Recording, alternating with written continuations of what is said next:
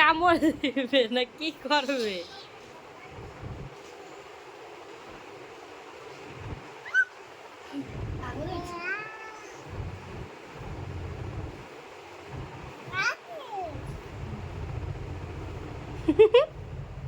কি করো তুমি?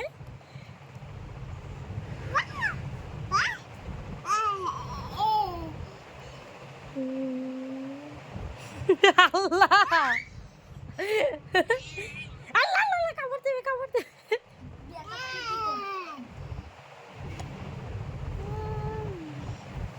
তা ভাই ওর কাছ থেকে বিলাইটাই মরবে।